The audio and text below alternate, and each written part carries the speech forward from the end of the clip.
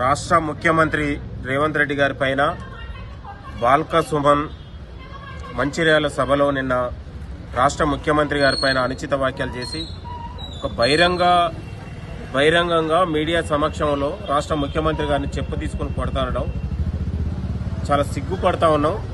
ఒక చట్టసభలో పనిచేసినటువంటి ప్రజాప్రతినిధులు పనిచేసినటువంటి వీళ్ళు ఒక ముఖ్యమంత్రిని పట్టుకొని చెప్పు తీసుకొని కొడతాం, అనుచిత వ్యాఖ్యలు చేయడానికి తీవ్రంగా ఖండిస్తూ ఈరోజు ఉస్మానియా యూనివర్సిటీ పోలీస్ స్టేషన్లో చట్టరీత్యా చర్యలు తీసుకోవాలని 204, 506 అనే అనేకమైనటువంటి సెక్షన్ల కింద నమోదు చేయాలని పోలీసు వారిని కోరుతా ఉన్నాం.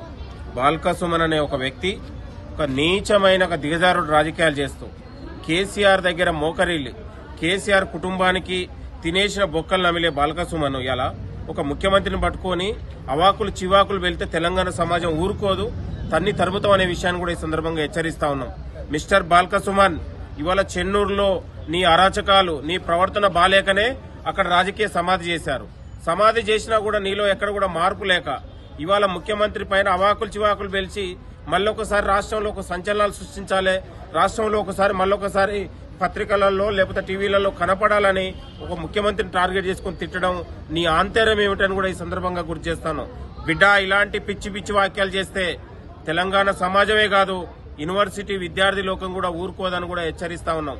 నీ ప్రవర్తన గతంలో నీ పైన అనేకమైనటువంటి ఆరోపణలు వచ్చినాయి, మహిళలు వేధించినటువంటి ఆరోపణలు వచ్చినాయి. ఇవాళ గతంలో ఇక్కడ మాట్లాడితే యూనివర్సిటీలో విద్యార్థి నాయకుల్ని కొట్టించినటువంటి చరిత్ర కూడా నీకుంది. బిడ్డ, అవన్నీ కూడా ఇవాళ రాష్ట్ర ముఖ్యమంత్రి గారికి మేము విజ్ఞప్తి చేస్తాం. ఒక లేఖ రాయబోతా ఉన్నాం. నీ అరాచకాలు, నీ బాగోతాలు, నీ రాసలీలలు మొత్తం కూడా బయటకు తీసి నిన్ను జైలుకు పంపించే ప్రయత్నం చేయకపోతే మా పేరే మీరు గుర్తు పెట్టుకోవాల్సిన అవసరం ఉంది. నీ అరాచకాల మీద మొత్తం కూడా ఎఫ్ఐఆర్ నమోదు చేసి గతంలో నీ బాధితులను అందరినీ తీసుకొచ్చి ఇవాళ విచారణ జరిపించి నీ పైన కూడా చట్టరీత్యా చర్యలు తీసుకోబోతా ఉంది.